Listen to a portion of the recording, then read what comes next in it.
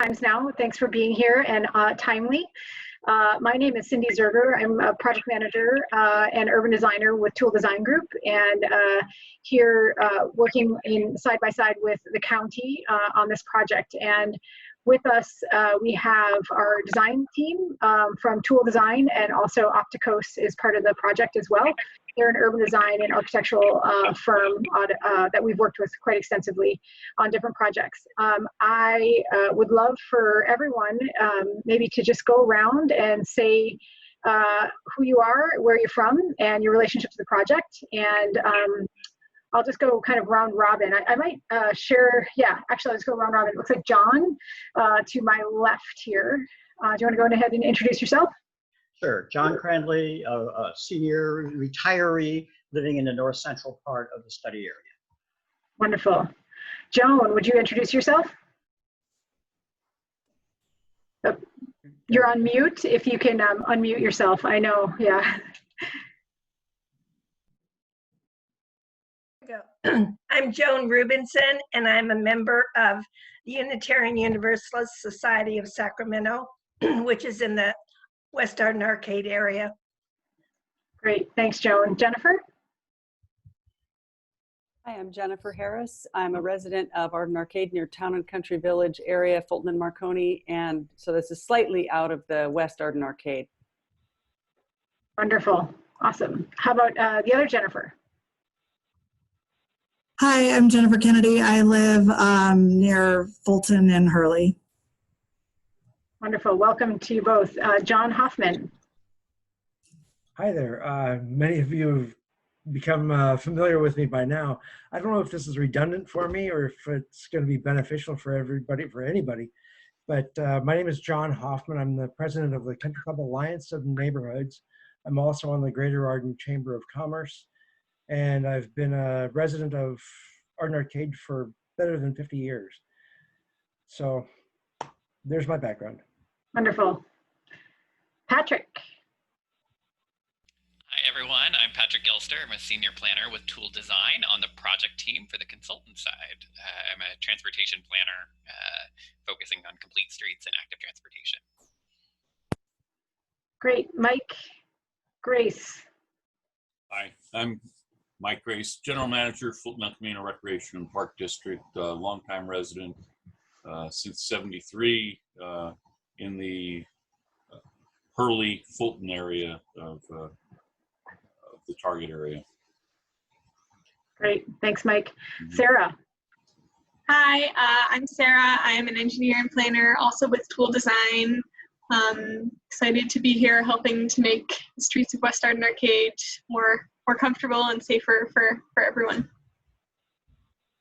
Wonderful. Ian. Hello, I'm Ian Lockwood. I'm a transportation engineer with Tool Design, and I design streets that accommodate vulnerable user groups. Thank you. Matali. Hi everyone, I'm Mithali. I'm with Opticos Design, and I'm an urban designer and planner. So helping to look at some of the land use and urban design aspects. Wonderful. Christy. Hi everyone, I'm Christy Grabo. I am a planner here at Sac County and the project manager for this project. Thank you so much for coming tonight. Cameron. Hi, I'm Cameron Chu. I'm a civil and traffic engineer with the Sacramento County Department of Transportation. Great. John? Or, John, yeah, John. I'm John Lundgren. I'm a planner with Sacramento County. I'm supporting Christy on this project. Great, thanks. Nora?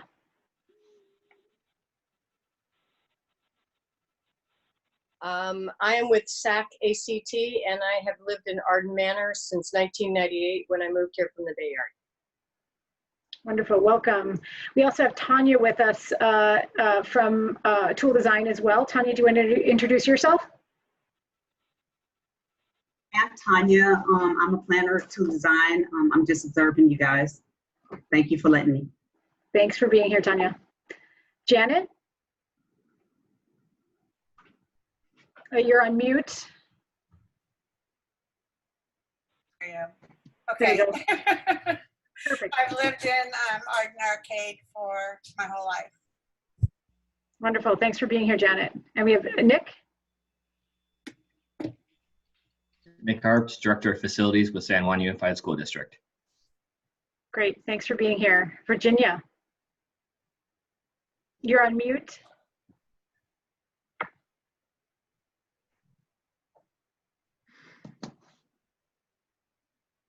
In the bottom left corner, there's a little microphone. I think, yeah, wouldn't. I'm here with Cliff Anderson, my husband, and we live close to, but outside of the boundaries of the area. So we shop there a lot and are involved there a lot, and particularly interested in how the project will contribute to the California's greenhouse gas emissions reduction, because we're working on the county plan, climate action plan for 350.org. Wonderful. Thanks for being here. Debbie.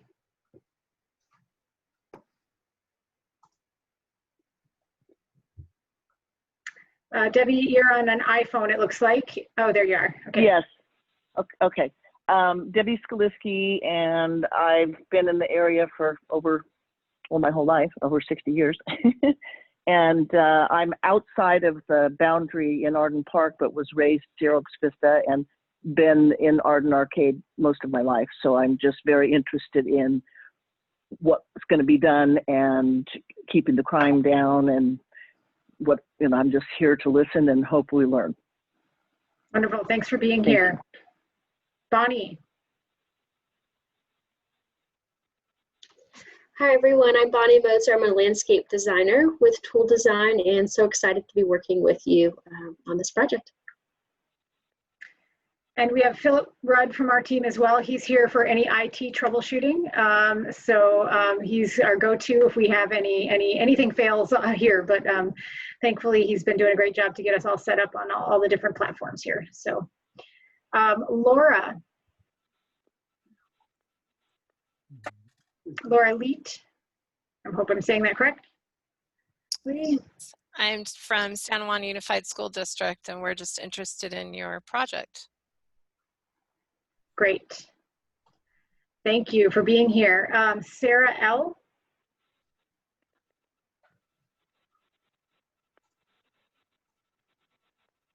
Hi. I'm an Arden Park resident, just interested in learning more. Thanks for being here. And it looks like Randy joined us. Yes, Randy Cecenia, I'm from SciWest Development. We have the How About Arden Center there in Sacramento. Great. Thanks, Randy, for being here. And someone joined by phone as well. The phone number is 1-916-485. It starts with that. Do you want to introduce yourself?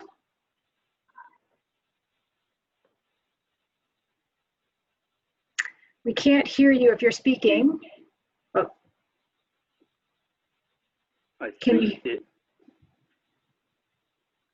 I'm Gene Lozano, I am the Vice Chair of the Sacramento County Disability Advisory Commission, and I am also representing the ACB Capital Chapter of the California Council of the Blind, and our state organization is based in this area, and very interested in, of course, access and things, but one particular area is retaining the profile of medical facilities. Kaiser there at Cottage and Morris, it would be great to maintain that there because it's very far apart from other hospitals, and that we've lost so many hospitals over the years in this county, in this part of the county. So hopefully retaining these and other standalone medical facilities, including chiropractor practices. Thank you. Great. Thanks, Jean, for being here through a number of meetings. So I appreciate you. Ariane Lyons, I hope I'm saying that correctly. Correct me if I'm wrong.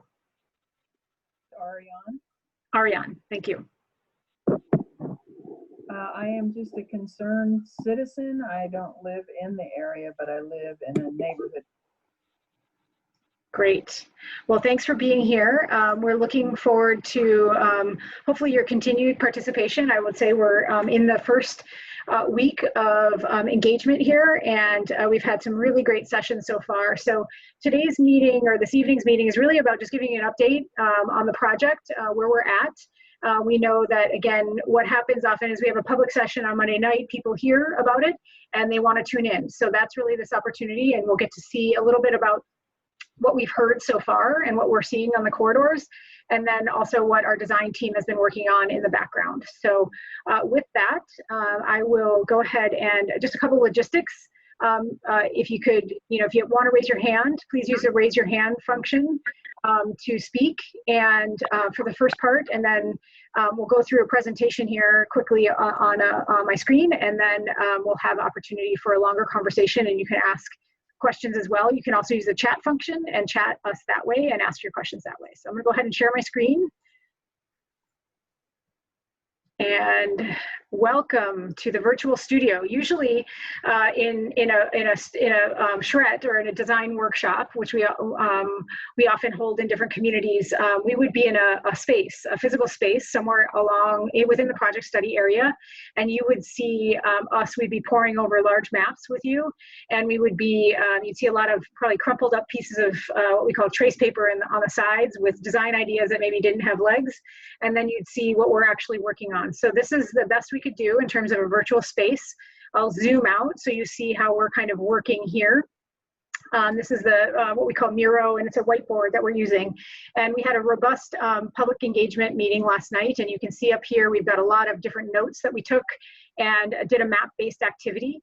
Really a fantastic turnout for that, and great conversation. And we started out the session yesterday with a quick overview of the project, which I'd like to do for you right now, just so we all are grounded in where we're at in the project and where we're aiming, what we're aiming toward. So welcome to the Mid-Charrette Pinup. This is a project, a 16-month planning project by the Sacramento County, funded through the Caltrans Sustainable Communities Grant Program. And we are working as the consultant on this team, really looking at envisioning the streets of West Arden Arcade and thinking through how they can function better, and the public realm really in general, how it can function better for its community, how it can be more walkable, more bikeable, also accommodate motor vehicles, of course, and other opportunities for potentially development or redevelopment in the area, and opportunities to connect to different areas throughout the entire, I would say, Arden Arcade area. So I know a number of you are from outside of the study area, and it's fantastic you're here. And that's an important part of how West Arden Arcade functions for in the larger context. So zooming into the project schedule, as I mentioned, we're here in the Discovery Charrette. And this is all about listening and hearing from you in your experiences and your thoughts, your concerns, and the opportunities you see for the community. We'll continue to engage with folks this fall, and we'll have another charrette or a design workshop this October as well. So we'll do, we'd love to say we're going to be in person, but we're just not sure. We're taking precautions given the current health crisis or health issue concerns. And so our charrettes may be virtual in October as well. This week, we are here, right here at the Mid-Charrette Pinup here, and public input. We had a great meeting last night, like I mentioned. We'll have another open studio format where you can see how we're advancing some of the design ideas. Tomorrow, that will be a larger open studio format for 2 hours. And then we'll have a closing presentation to the week from 5 to 6:30 on Thursday evening. And again, a discussion at that point. I will encourage you to go to the project website, which is listed here at the bottom. And that is www.bit.ly/West Arden Arcade. And all of the public meetings, as you probably clicked on that website, maybe to join the Zoom meeting. There's also phone numbers if you need that. That are located there. And so we encourage you, and there's also a project survey, which we would encourage you to take and send to your friends. There's opportunity to weigh in that way as well. So just quickly, what I should say, we're at the midpoint, not even the midpoint, to the Charrette process, and we're pulling together into this space some different ideas. But what we'd like to just mention is some of what we've seen in the corridor and what we've heard so far. And this is just a sample snapshot of some of the streets, and it's not all. We had a number of slides in the presentation last night to illustrate, the sort of just current context that is West Arden Arcade. Large streets, very, very accessible by motor vehicle. Feels very comfortable to drive the area. Feels a little less comfortable to be there as a pedestrian or a cyclist or someone who navigates the area with a mobility device. It's a challenging condition on the sidewalks and on the parkways.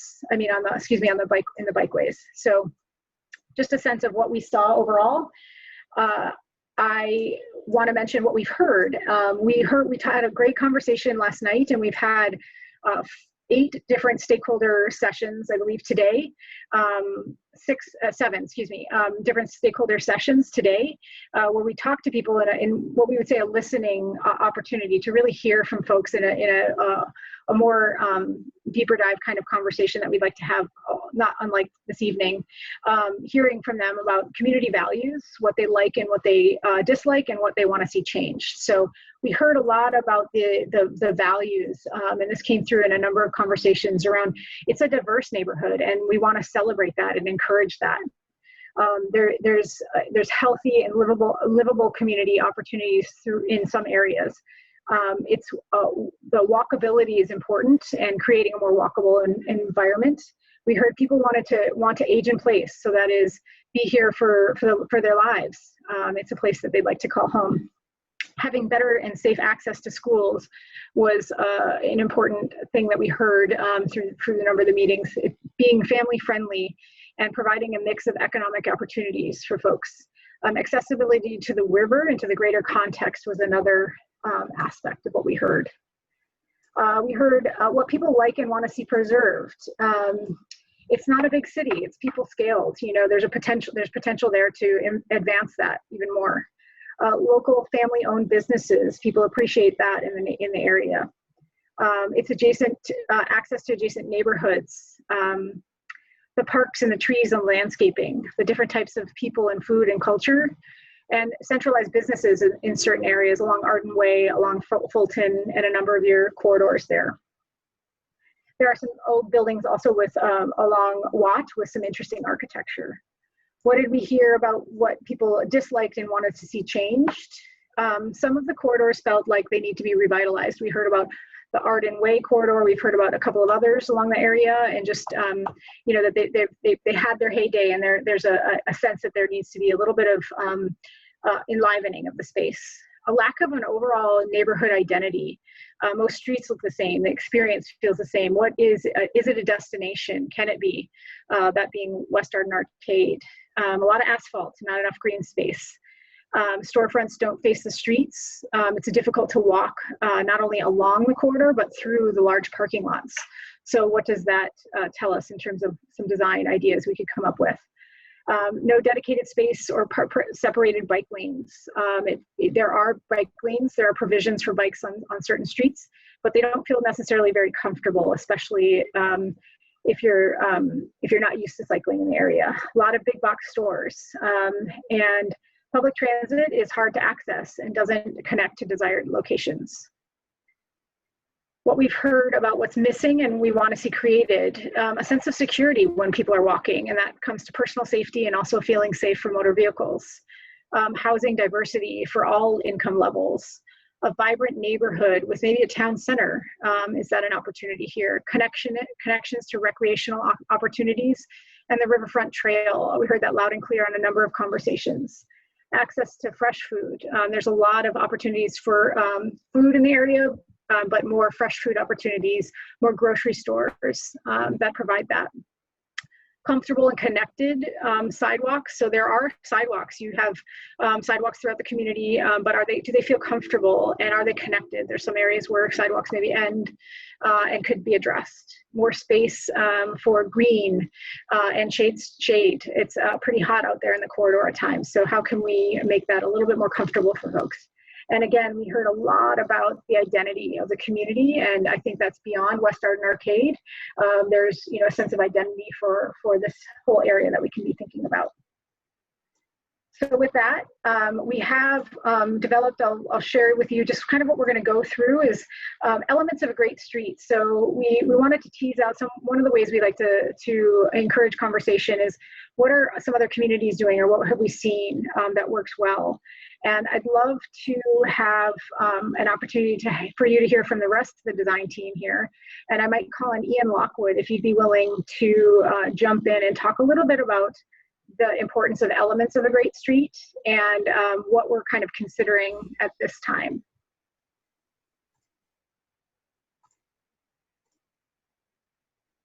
Perhaps we could zoom into the main diagram there.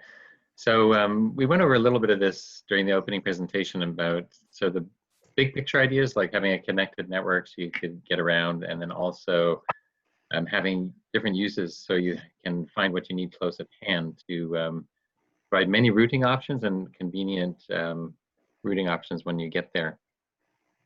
So I don't know if you can get a little closer because it's pretty small on my screen and probably small on others. Let's just start at the left.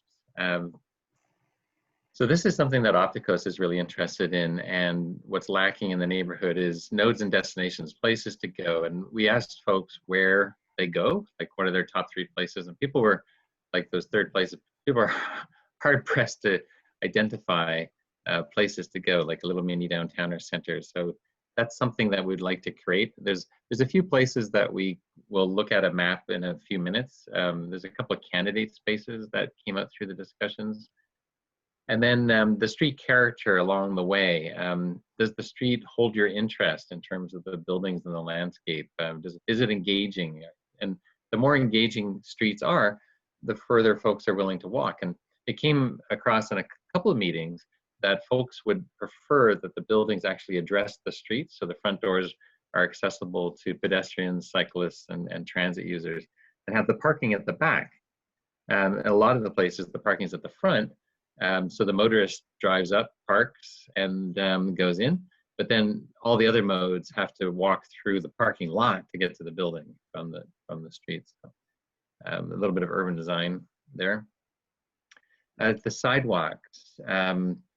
The sidewalks are too narrow, they're too hot, there's not enough landscaping, and they're too intermittent. And there's no buffer between the sidewalks and the moving traffic. And so all of those things ought to be ameliorated with any changes to the streets so that the sidewalks are adequate width and comfortable. And from a resilience perspective, we're actually making sidewalks wider than we did before so that people can socially distance themselves when they're walking.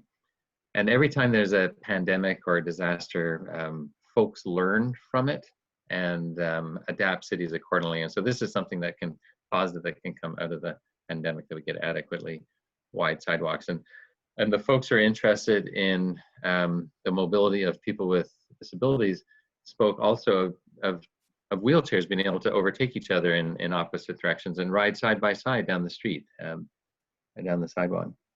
And then below that, there was some ideas about comfort and safety and movement, different types of facilities for different types of user groups. And the bottom right project is one of Cindy's designs where there's a separated bike facility so that that folks can have a comfortable ride through this part of, this happens to be in downtown St. Paul, and so they can ride comfortably around downtown.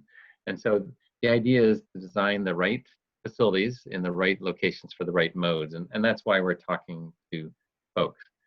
Now, if you could zoom in on that volume and speed graph. So this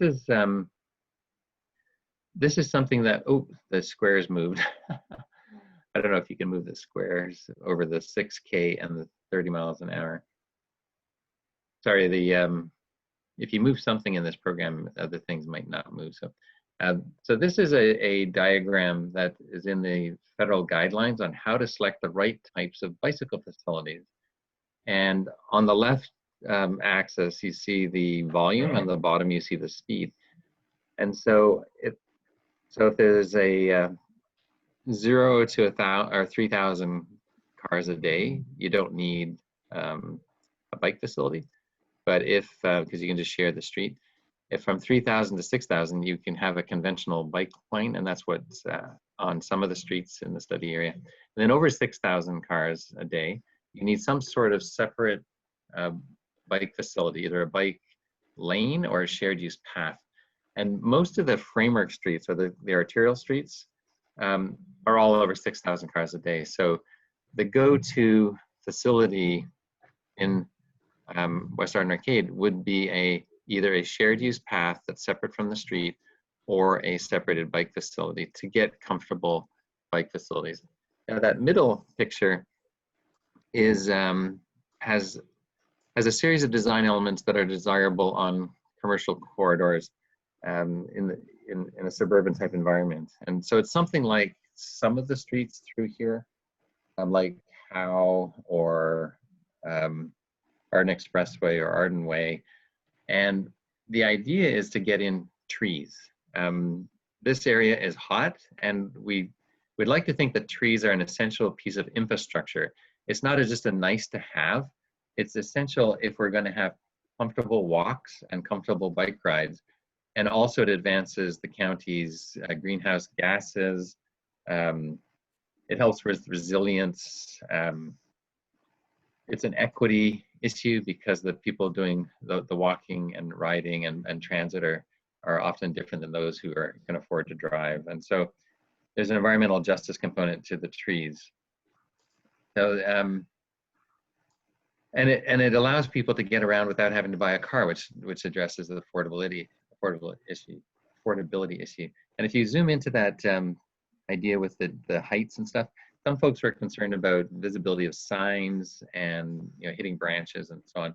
And so there's some basic guidance that conforms to the guidelines on how high street tree branches need to be if they're over either a parking space or a lane. So if you go up just a little, you can see that barren street. It's a 5-lane former state arterial, and folks want to walk on it, but it's just so hot that nobody walks or rides. Some people try, and the only people who do it if they have no choice. And we're reconstructing that street to be like the image on the left. And you can see there the separated bike facility on the right-hand side and the sidewalk. And it will be completely lined with, those trees are actually been changed, but they're all going to be shade trees to provide comfort. So I wouldn't recommend palms in your area. I'd recommend real shade trees. So let's zoom out a little bit again and look at some of these other images. Parking lots. The whole area, the common denominator that links a lot of the area together is the car, and with all the surface parking lots and so forth. But over time, we'd like to change that to the human being and put the parking lots towards the backs of the buildings. So they're not visible from the public realm, and it makes the streets more engaging for walking, cycling, and transit uses. And so here's a variety of nice buildings that actually front and address the street. And I think that kind of covers some of the ideas and reactions to some of the things that we heard. And then maybe we can... Thanks, Ian. Go ahead. Were you going to say something else? Oh, when it's appropriate, I could go over kind of our start ideas for some of the roles of the arterials. Great. Awesome. I'm going to, it's 4:30. I'd love to turn it over to some conversation, but here's where we get to a little bit more of the meat on the bones, as it were, and some sketch idea that we have so far. Again, we're really early in the process. We've been focused on a lot of different listening sessions today, but what we're working toward is doing a series of existing conditions to really get a sense of how do the streets operate right now? What is the allocation of the space to motor vehicles? And how can we maybe think about repurposing some of the space to make it more comfortable for people who are looking to walk or bike through here? So this is just how at north of Alta Arden Parkway and then south of Arden Parkway. These are existing conditions at this point in time, but you can see we're starting to develop these. We'll do this for every street within the study area I should say the arterial streets, the major streets within the area. And then we'll start trying to work toward suggested cross-section. And that's what we're working on. Currently we have some folks not even tuned into this meeting right now who are preparing some of the cross sections. So we've also developed a series of existing communities, existing conditions, community assets, and street character, and nodes and destinations. Some general ideas. This is just, again, starter ideas at this point in time. I might offer it to Matali to sort of summarize what you've pulled together for us here. Yeah, sure. Thanks. And Cindy, if you could just zoom into the one on the left.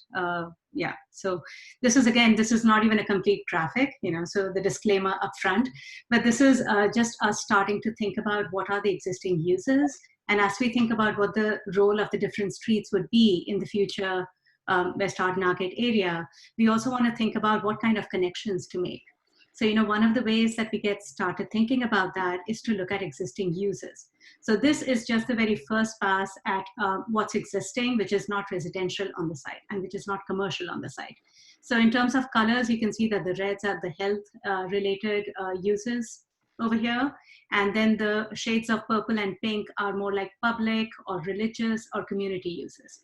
So the reason why we start with mapping these out is just to get a sense of what could be the places where people congregate or where people gather, and what are the kind of the common destinations that people would want to go to. So this includes churches, this includes schools, this includes maybe even local markets. So these are, again, this is not complete. This is just an initial understanding of what is existing there. And you can see we're also showing the existing parks.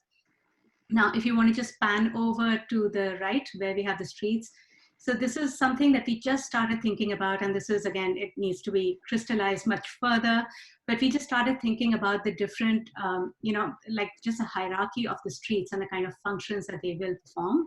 And I know that this is Tools' specialty area, so I will not speak much about it, but in general, as an overarching theme, we would be looking at some kind of a hierarchy of the streets. Like, some streets will be more neighborhood-like in character, some streets will be more commercial in character, some streets may function more as greenways that will invite more pedestrian and bicycle usage. And what you see as a kind of green dashed line, the wiggly line which goes diagonally across the site, we heard a lot about the fact that there is this kind of creek existing, like, the slough in certain portions. So we were just starting to map that to see if that could be some kind of a connecting element, some kind of a greenway or some kind of a linear park. We don't know yet. We need to look further. But it's just kind of getting everything that we've heard so far and our initial thoughts onto some kind of virtual paper. So that being said, Cindy, if you could just pan up a little bit to the bottom graphic on the left. So this is, again, just starting to think about layering on what I just described as in the existing uses. And on top of that, trying to think about the places that we heard over, the discussions with residents and community members yesterday and today in a series of our meetings as to what are the places that people think are important in Arden Arcade. So you see all the orange circles. So again, this is not complete, but these are the initial ideas that we have heard, that these are places that are valuable, to the community. It varies from the Kaiser facility to the local Target, to just like a corner of the site, which is an important gateway into the bike trail and towards the American River, even down to like these local commercial nodes that people say that, yeah, these are very important for certain kinds of products that they buy within the neighborhood. So it's just trying to map all of these to see potentially what are the kind of nodes that we might focus on and develop. And I won't spend much time on the graphic to the right, but this is just kind of going off of what Ian was just discussing, which is that, as we deal with the design of the streets, the reason why we're looking at all of this is because we firmly believe that urban design also includes what's happening on either side of each street. Like, the two kind of play off each other. If you have a busy street, then within the parcel, people would locate the buildings far away because no one wants to be right next to all the noise and the traffic. And in turn, that doesn't help the walkability of that place either. So in a way, the way each street is framed by the kind of building and what happens in what we call the public realm, like the sidewalk and the edge of the sidewalk, what are these different factors that create that, walkable environment? So these are just some of the things that we'll consider and keep checking against as we look at the designs further. Awesome. Great, Natalia. That was a great summary. And it's so fun to see this come together. I will tell you, we often say at this point, the ink's still drying on a lot of the maps, and it's still in flux. We haven't, as a design team, seen any of these, but these are a great summary of what I would say we had done before, which was this kind of sketchy graphic. So Matali has really sort of summarized that for us. So we'll go back over to those graphics, but as you can see, as she mentioned, in terms of the streets hierarchy, we're thinking about these greenways or green spines, some of the commercial or commerce streets, and then some of the local connectors. So that's what we have to present at this point in time. And I'd love to hear, we can zoom around, we can hear from different folks on the conversation, on the phone, on the Zoom meeting, any kind of reactions, anything you want to add to it. Anything, I will look also in the chat and see if there's any chat that's happened at this point in time, and open it up. Ian, if you have anything to add, Sarah, Patrick as well, feel free to. But we'd love to hear from you. I would just like to add that we started yesterday, and so this is right out of the gates with start ideas. So if you want to help shape things, it's really nice if you could do it now. If you got some ideas, because then we can incorporate it early instead of later. And I will say, yeah, there'll continue to be starter ideas. This isn't the design charrette per se, but this is sort of an initial idea. And we'll continue to engage with people over the next few days. And then after the charrette, there'll be more points of engagement. And then again, the design charrette happens in October of this year. So I would really like to know what you care about, like what's really on your mind. Some people said that the streets are really hot and they're uncomfortable to walk, so they want shade. Other people said they like to bike ride, except it's not safe here. So Jennifer, go right ahead. My main concern is for long-term maintenance. Ideas are great, implementation is great, but when we're left to live with it, I often look back and say, where's the maintenance? Where's the long range planning to make sure that things are built in so that when the trees are not planted correctly and or whatever happens and it needs to be revised, or there's more maintenance than you thought would be possible to be required here, how do we address that? So I'm all about maintenance and long-term success. I also wonder if we know for sure, is Kaiser Morris Avenue Hospital closing for sure? My understanding is that it is, but I'd love to know if somebody has solid information about that.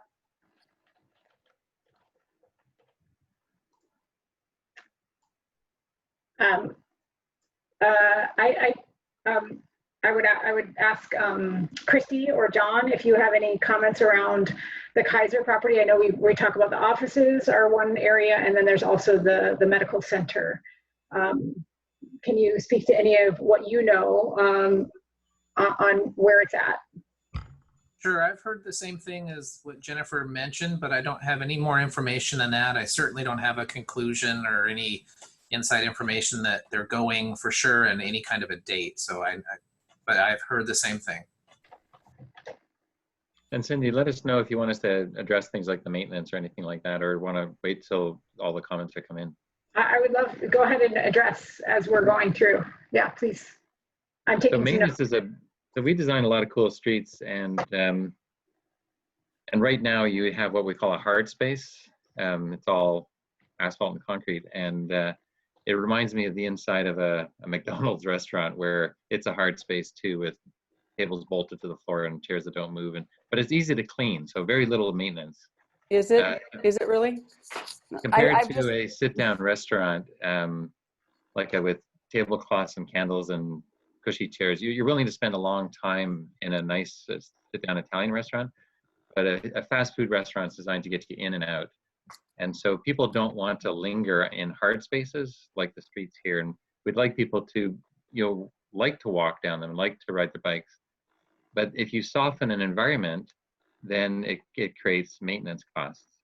And the key is to soften it enough to make it comfortable, but pick the right materials, the right species, the right root volume for the trees, and these sorts of things, so that minimize the maintenance for the maximum amount of softening. And there's a sweet spot in there, and that's where the sensibilities of the design community come in, along with the arborists and so forth. So you get the right materials, get the right amount of softening, so people willing to spend more time and more shopping, more money, more exchange going on, more socializing going on along your streets. Thank you.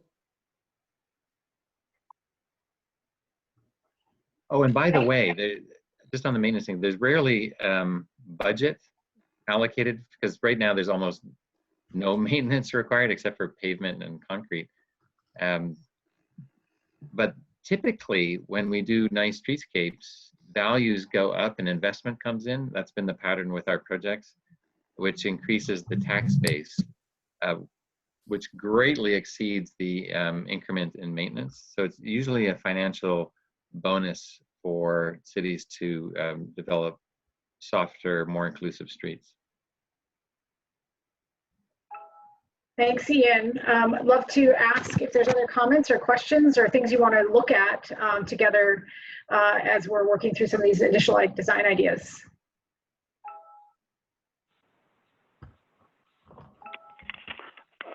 Hello, can you hear me? Hi, Jean. Yes, we can hear you. I guess the one thing I'd like the idea of the access from the public right-of-way to retail, restaurants, etc., along the corridors. And if I assume some of those are going to probably provide space for outdoor cafes. And if they're done in front of the building, and this is getting into the weeds a little bit, but if they're getting into the front of the entrance, from an access perspective for those with disabilities, it's to have the walkway between the front entrance and the eating area, so it's easier, or you can find access to the entrance into the restaurant rather than having to go through the eating area to get to the front entrance to be then to get a table. It's a lot more difficult when you're blind, and if you're a wheelchair user to wheel it's through that. So going straight there, I know some places like which you wouldn't do this on Howe or Watt Avenue, but the Folsom, the town of Folsom, has used the parklet idea to, taking out some parking spots, on-street parking, to put some of the scaffolds, but they've put a walkway between. So that, just from the access. And the thing, just getting back to the cultural thing, I'm into history, so there's so much agriculture, and I don't know specifically the history in this area, but it would be, if there is historical sites in this area, I think it'd be great to have little places, plaques that are integrated in there that gives you a sense of what has transpired there, and maybe perhaps what is now coming, or is existing, to kind of give the history with the culture of this area from when it was settled. I think that'd be interesting, having markers there, and maybe there'd be a trail for that, and which would take into account the architecture that's kind of unique to the area, so that might encourage the preservation of that. So thank you. Thank you, Jean. I'm taking some notes here.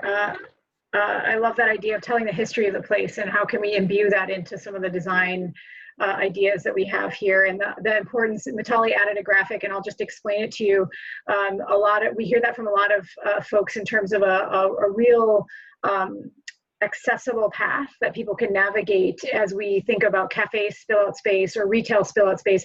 Really making sure we delineate that space clearly is something that we know and try to imbue in all of our projects, so that there are, it feels very clear in terms of where the cafe spill out space can be.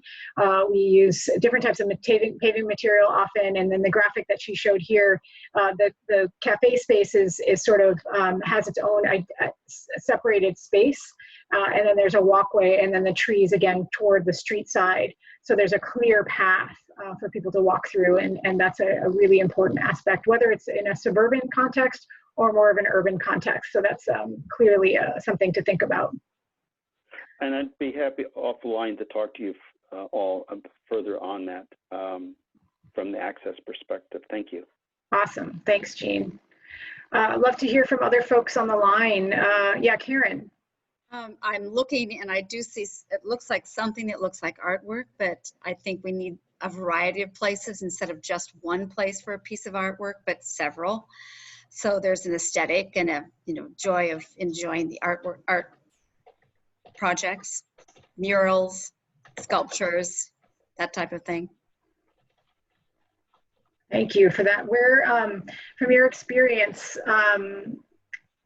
have you seen any of that in the area? Is there anything that you particularly like, even in, I'm not just saying the study area, but within Sacramento, anything particular that you enjoy?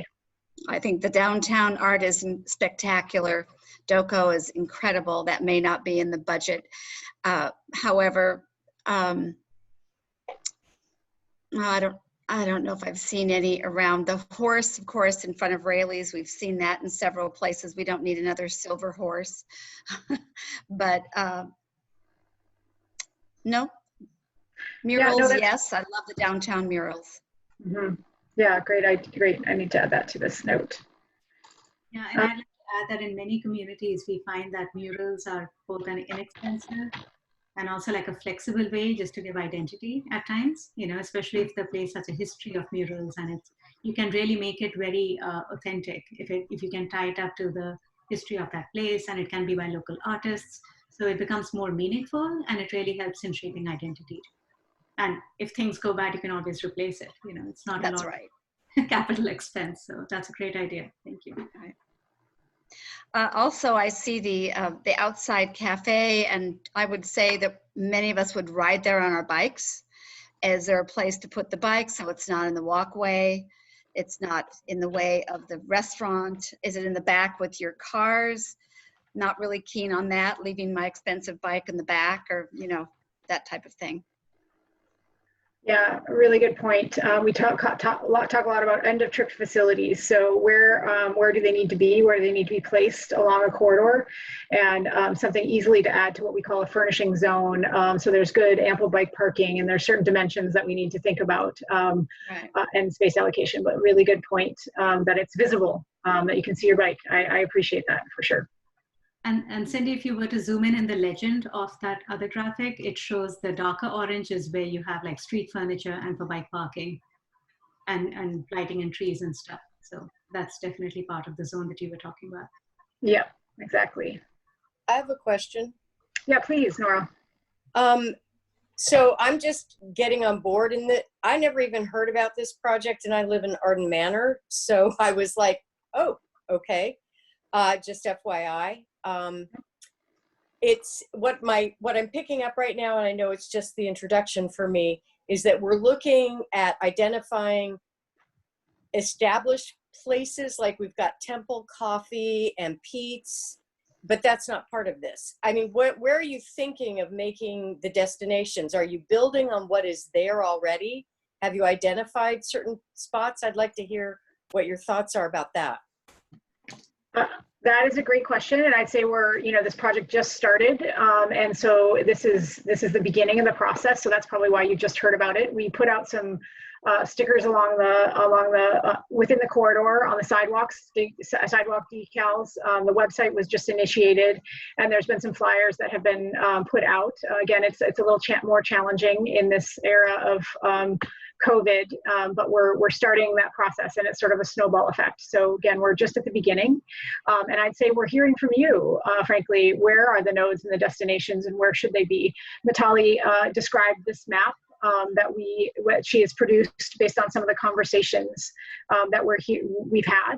And I'll zoom in on it if you'd like to look at it a little closer. So again, our Arden Arcade, West Arden Arcade study area is Howe to the west, Watt to the east, Cottage Way to the north, and Northrop to the south. But as you can see, a lot of the context is very important and is in consideration in terms of how we reach out or how we connect to those areas. So I'd love for any kind of reactions you have to this, or any kind of additional comments you want to make around nodes and destinations within the area.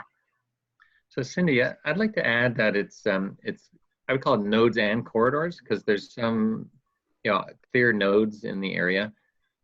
Also, we're trying to, we have this sort of doctrine we call path as place. And so, for example, Bell Street connects a lot of important locations, a lot of schools, parks, and so forth. It takes you down to the river.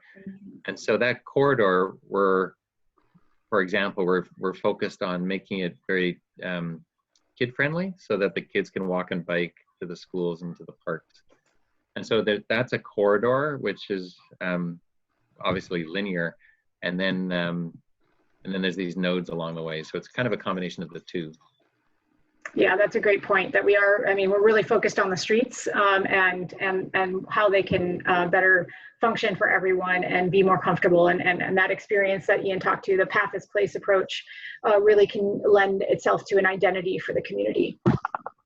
Nora, did you want to add anything, or any of your thoughts on it? The area? Well, I know that we have places we can build on Arden Way and Alta Arden. There's like areas where shops aren't really vibrant, and perhaps we could invest and build those up. So that's what I'm thinking, living around here, and what I've seen. And I appreciate that we'll revitalize it. When I made some phone calls to community members, one woman said, we're losing our vitality. All these different shopping areas that are around us just kind of also diminish us, that have gone down, like Country Club Plaza, the Walmart, Sam's Club, all of those things, whether they fall within it or next door to it, there's a vitality that's lost. So I appreciate you focusing on that. Thanks for that comment. Other comments or thoughts that folks have? I can zoom into any of the information that we provided or we've gone through so far. I have an item. Yeah, please. San Juan's very interested in this project, especially since we're doing Arden Middle School right now. And a lot of times when since Arden's going to be a brand new campus, a lot of times we have to redo the sidewalks around the perimeter, depending on the condition of them. I believe that's going to be one of the points of interest, and I would hate to put all new sidewalks back in kind just to have them ripped out in a couple of years when, since it's the main artery design comes through there. So just to, I want to clarify, make sure I'm hearing you correctly about the location. This is what I understand is there's a new middle school that will go on and in near Greer Elementary and Encina Prep. Is that right? No, it's over all the way to the right on Arden Way and Watt. Okay, right here. Yeah, so that's a middle school, Cindy. Okay. So existing middle school. Oh, I'm sorry. Okay, so you're the existing middle school. So currently we're in discussions with the county about what part of the sidewalks need to be replaced, street lights, and so forth. But I'd really hate to be asked to put something in, spending taxpayers' money, just to turn around and have it be ripped out as part of this project. I do. Thank you. So if we could come to a consensus on a cross-section for Watt, for example, you could perhaps build a piece of it and then people just attach to it and it would all be seamless at the end of the day. Ideally, but I'm not sure how fast you guys can move. We're slated to be open for school next year. 2021. Can I just interject? This is Debbie. I just wanted to interject that Arden School is not in the West Arden Arcade. It's on the other side of Watts. It is in this So it instance. doesn't even, if you're talking about having boundaries and areas, it is not in your boundary area. Well, I should have clarified. I apologize for that, but it's actually part of it. The project area bumps out a little bit past Watt to the east side. How much does it bump out? Because I want to know, because I live in Arden Park. That's why I'm trying to, you know, everything keeps bumping out. It started at Hurley, and then all of a sudden it's at Watt, and then it just keeps bumping out. How far is the project? How far is this bumping out? Sure, that I should have been more clear about the project boundary areas. And that should be put in your information, that Arden School is part of it, because there are a lot of people that have children that go to Arden School in Arden Park. Yeah, and it is. It's shown in the project boundary, and so there's a project map on the website, and that'll illustrate the boundaries. So it goes just east of Watt, only at Arden Middle School, and the mall just to the north. So on the northeast quadrant, where there's, I believe it's a PetSmart. Is that right, John? Remind me. Yeah, that yes, PetSmart mall is a part of it. Yep. And I'll call up the website just really quickly for everyone, maybe a little clearer map here. But this is the project study area as defined by the Caltrans grant. So you can see this was what was submitted, I believe, a year ago, and was rewarded, and that's what we're focused on for the study area. Cindy, I have those two areas, not Devonshire and into Arden Oaks or Arden Park. Nope. So it's again Cottage Way to the north, Northrop to the south, Howe to the west, and Watt to the east, with the exception that it goes just beyond Watt on the east side to include the Arden Middle School and the PetSmart mall. Excuse me for the lack of knowing that name, but that particular development there. Smart and Finals there as well. If you can, if that could be added in the information, that would be appreciated, to know that it has already infringed in that territory, in that area, if you don't mind.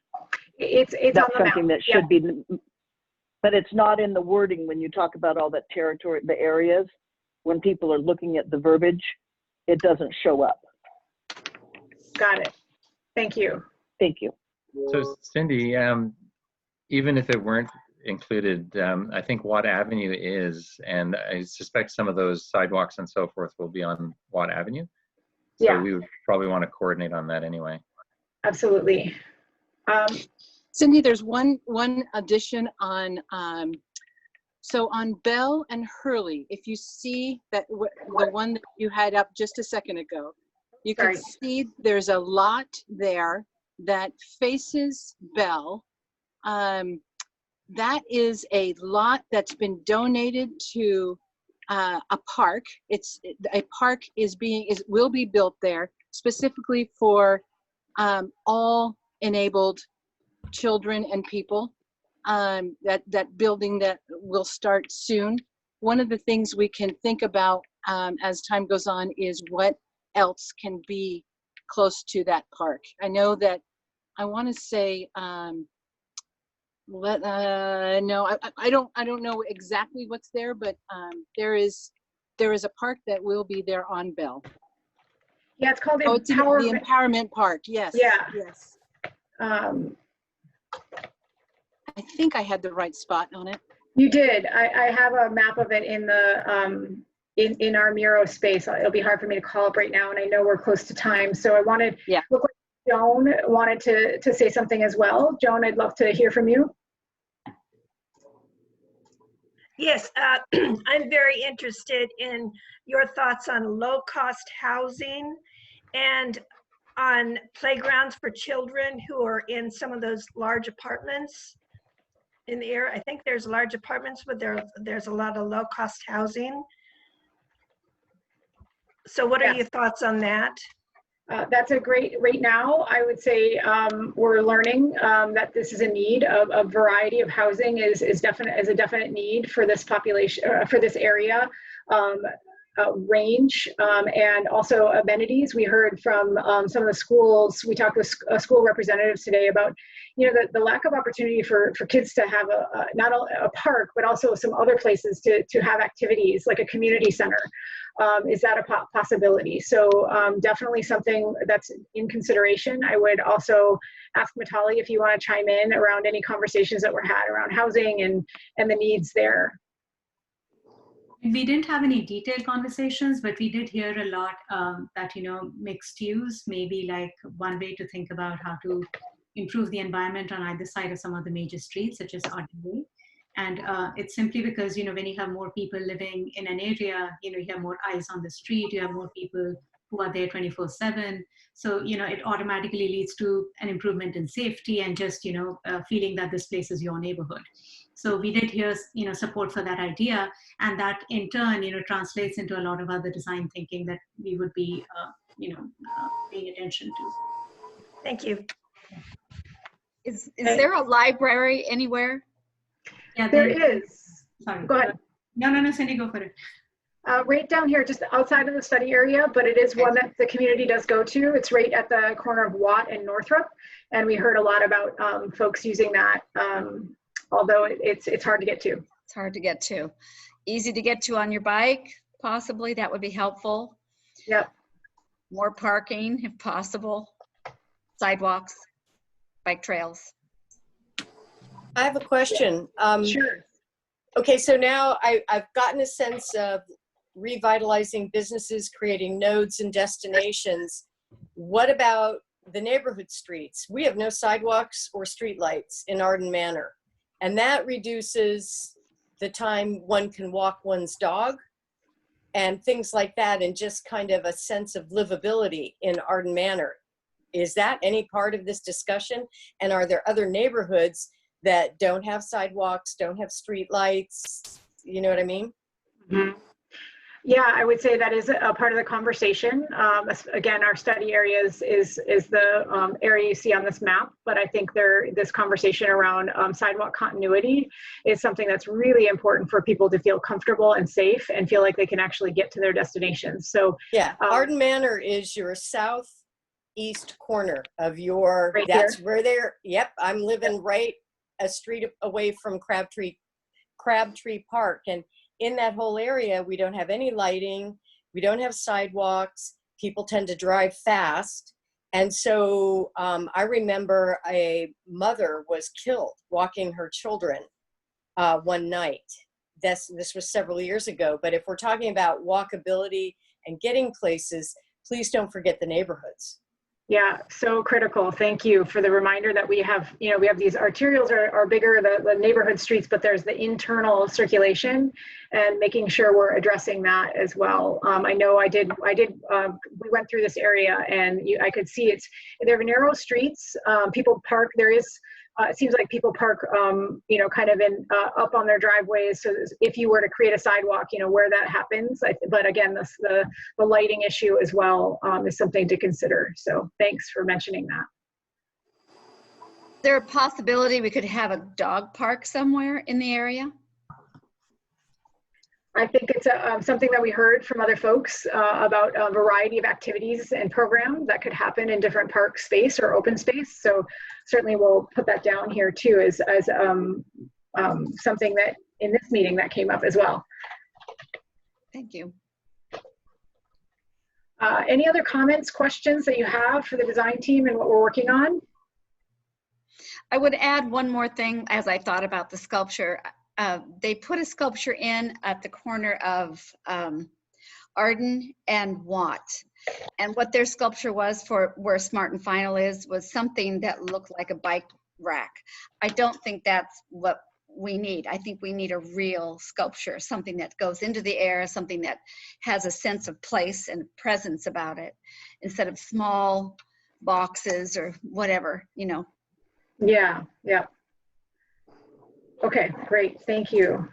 Nick's comment about infrastructure and not having to tear up something that was just installed makes me wonder, are you guys being apprised by the county and other entities here as to all the projects going on and the planned projects. For example, sidewalks are going in as we speak on Cottage, just east of the hospital. Yeah, great question, John. And we saw that when we were out in the study area to the south as well. There's some work that's going on. I will say, this has been a fantastic effort. Christy has worked really hard to get other departments within the county to the table for conversations. And the idea is that we share knowledge at this point in time. Of course, this is a longer range plan, so there's going to be some implementation. I wouldn't say a long range plan, but this is a vision. We're trying to establish that, and so there may be some things that are short-term needs for the community, and you'll see those being constructed. And then this is, opportunity for future. But in terms of projects that maybe have a 5-year trajectory or something like that, it's how we can coordinate now to make sure that what we're designing and what they're doing is matches up is really a critical component of kind of the collaboration that I know the county wants to see happen. So when I think of collaboration of information, I think of what other entities are within that square that you and other entities could be collaborating together. And there's two things that come to mind. Number one, PBIDs. PBIDs are property owners improvement districts. There is a PBID on Fulton Avenue, starts at Arden Way, goes all the way to the freeway. So in this square, we would start at Arden and get all the way to Cottage. We have an executive director that is full-time, and she has lots of information about planning and who's coming in and who's not coming in. There's another PBID in the planning stages along Arden Way. Now these, we put money into a tax pot, and we buy more security, we buy people to clean up, and we have many activities that enhance the community. So just know that along Fulton Avenue is a PBID, more cleaning, more security. Along Arden Way, PBID in the works, more security, more cleanup. So all of those have executive directors and planning people that could be putting their 2 cents in. Yeah, thank you, Teresa. And I know that the Fulton PBID executive director has been invited to the conversation, and will continue to encourage participation. Okay, good. Thanks. Cindy, just to note, I'm actually on the steering committee this is Randy, for the Arden that's being considered for implementation in 2022. And I sent you a message too that discuss offline if needed. I don't want to take up too much time, but yeah, that PBID was actually pushed forward because of COVID. So it's now being considered for implementation in 2022. And this is for the, just so I'm correct in documenting, this is for the Arden Way PBID? Correct, Arden, and it incorporates, for instance, from the intersection of Ethan, Exposition, and Arden, moving east to Watt, and then there's a portion of Howe Avenue from Arden and Howe south. That's the boundaries have been changed a little bit, but that's in general what's going to be covered. Okay, and this is Randy, correct? Yeah, this is Randy with SciWest Development, and we own the kind of that entire corner of HB where the How About Arden Center is. That it's just on the outside of the boundaries, with the exception of the Chevron and Applebee's locations. Everything else on that corner we own. Okay, thanks, Randy, for that information. I'm sure we'll be in touch with you as well. Cindy, the only other entity would be the park districts. So you've got, within these boundaries, you have the Fulton El Camino Park District, lots of things going on there. New executive director or general manager coming in next month or this month. And again, another person to coordinate with. Yeah, and I believe we have Mike on, or was on, and we had a good Parks and Rec conversation today with the park districts. And I think it was Deb as a representative, and then Mike, and then some additional folks as well. So yeah, really great to hear from them and their perspectives on the parks and programming and connectivity. So good. Yeah, Jennifer. Just wondering if there's a way to communicate with the neighborhood watch leaders in this area, or with the, I think Cindy, not Cindy, I beg your pardon. There's somebody at the Sacramento County Sheriff's Department who coordinates the neighborhood watch program. And just wondering if there's a way to invite those folks, or would that be helpful? They if anyone, would know more detailed information about all the small neighborhoods within this square. Yeah, thank you, Jennifer. And I think that's another conversation we'd love to have. I think we'll be in touch, Christy. Maybe you and I can chat after this and see how we can be in communication with some of those neighborhood watch leaders. Great. Janet. Well, anything that you have planned currently or are going to plan change any of the zoning in any of the area? I know there's little tiny pockets of residential that some of the lots come very close, you know, the houses are very close to the street. So expanding the street is going to greatly affect the residential there. Have you projected any changes in zoning?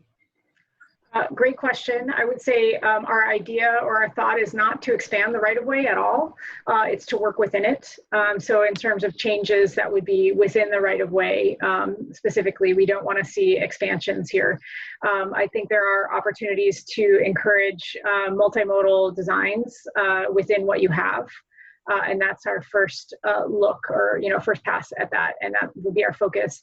In terms of zoning changes, that's still, I would say, something that will be kind of determined in terms of land use ideas around maybe commercial or some of the more the arterials, some of that area. It wouldn't be perhaps changing, into be less residential per se, but there might be some mixed use zoning that we want to encourage in different areas. Am I speaking to that correctly, Matali? Correct me if I'm wrong. Sorry, it always takes me forever to unmute. No, I think that's totally consistent.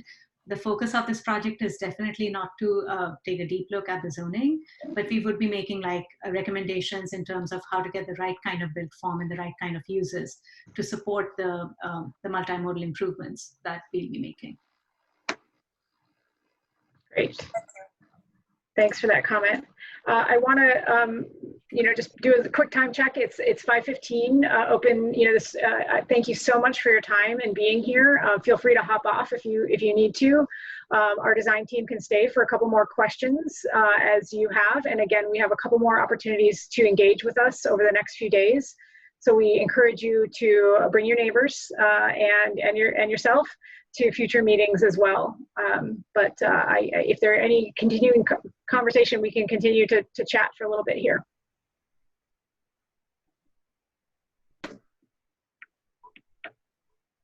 Cindy, this is, yeah, please. Cindy, this is Teresa again. I was late to the meeting, so I just wanted to know. So there's a grant that Caltrans has that we're going to use to develop this area, and is it within the area or is it on the perimeter of the area? The Caltrans grant was a sustainable communities grant through Caltrans, and that's funding this project. And so it's focused really specifically on the study area that's been identified and that we've talked about. I'm going to ask Christy to elaborate if there's anything I'm missing in that description. I apologize. It is within, I missed the first part. The question was just asking about the project in general. Yeah, just the study area that's been submitted as part of the Caltrans grant. Yes, that's all. It's within all those boundaries, and it's nothing going outside of the boundaries of that area. And we are working with a bunch of different stakeholders within that community. And it's not to totally change everything now. It's looking at what the vision from the community, what they have planned, what they would like to see, that this plan will hopefully reflect in that. So. Yeah, this is John Lundgren with County Planning. I'd like to add to that. So the grant that we received from Caltrans is paying for this process. The grant paid for us to hire Tool as the prime consultant supported by Opticos to do this public process and these design workshops. And so the grant is not going to be building anything. The grant doesn't construct anything. It's really for us to work with the community and get that neighborhood level intelligence that we need. Obviously, Tool and Opticos have the design chops, and they've done this across the nation, but nobody knows the neighborhood or can set the destiny or define a vision than the people that live, work, and play there. And so the grant is really to do that process. This is very much a planning and process related grant. And one of my views of it is what this will do is show when we go out and look for other money, be it future grants from SACOG, the Sacramento Area Council of Governments, where we get a lot of federal transportation dollars, or other grants from the state. This shows that we've already partnered with the community and collaborated and have an idea what we want to do versus saying, oh, you have a pot of money, please, we would like some. So what this is really, think of this as setting us up for success in the future. We already know where we're going, so we're not taking a stab in the dark, and we're building the relationships and meeting the people and starting to understand the places to make it happen in the future. And it's absolutely, this won't build something right here, right now. And then with regard to the boundary, it's really important. I want to just repeat it. Someone's probably heard me say this today is, as everybody knows, there's no West Arden Arcade. It is Arden Arcade. But the term West Arden Arcade came out of the work we did on the environmental justice element, where the western portion of Arden Arcade identified through Cal EPA's EnviroScreen as a disadvantaged community. And so our environmental justice element to the general plan identifies Western Arden Arcade as an environmental justice community.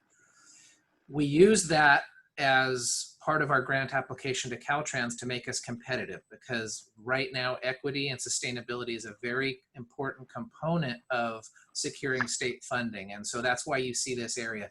But I know there's a lot of, it's always hard as planners when we put lines on a map, and I respect that because it really means things to people, especially when, there may not be a lot of trust in government. But when good ideas come out of this project, and notice I said when, it doesn't mean they're restricted to that area. The design team is going to create a set of designs and build collaboration around a set of designs that are specific to that area. But a great street cross section doesn't have to just stop at that project boundary. A great image for if a design palette for street banners on the light poles and what an identifying street sign might look like. It doesn't have to stop at the boundary, but for the sake of scoping and all the bureaucracy that I have to admit, hi, I'm John Lundgren, I'm a bureaucrat.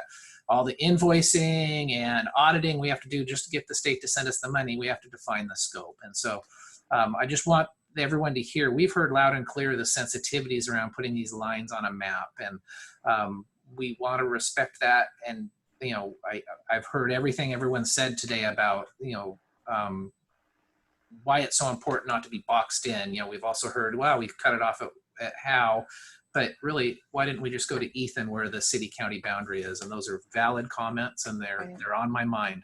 But I want you to know that the people here sitting downtown, we're not going to just make and say, oh, it's the wrong side of Watt Avenue, we don't get to do good stuff on the other side of the street.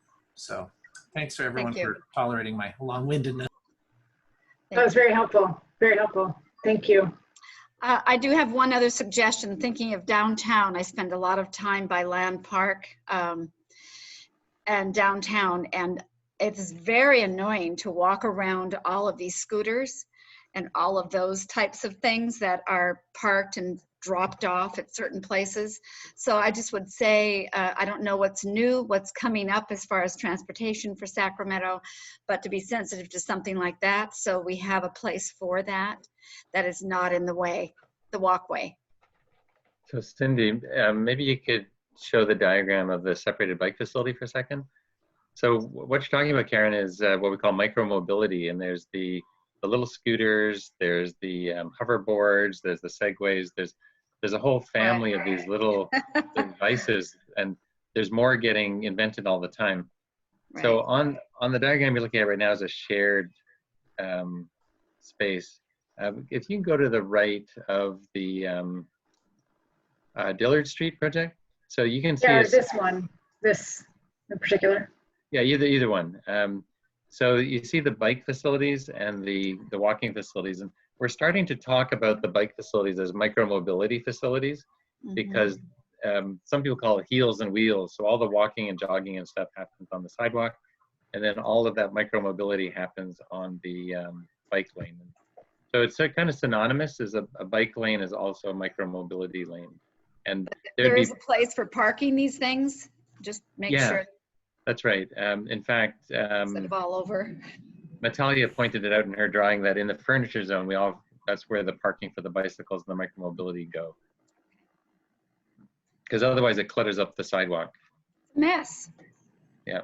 Yeah. Okay, thank you. Well, thank you everyone for being here and staying with us for an extra 22 minutes. Really appreciate your passion and your interest in this project. I think, again, I'll iterate that it's the beginning stages, and we encourage you to be involved throughout the week and continue to stay involved. The best place for that is the website, and go there for updated information. And there is, again, a community survey. We encourage you to take that and send it to your 5 best friends, and encourage additional participation. So again, thank you for your time, and we will talk to you hopefully at another future meeting. Thank you. Thank you. Thank you, everybody. Thank you, neighbors, for sharing your time with us tonight. Thanks, everybody. Good night. Thank you again.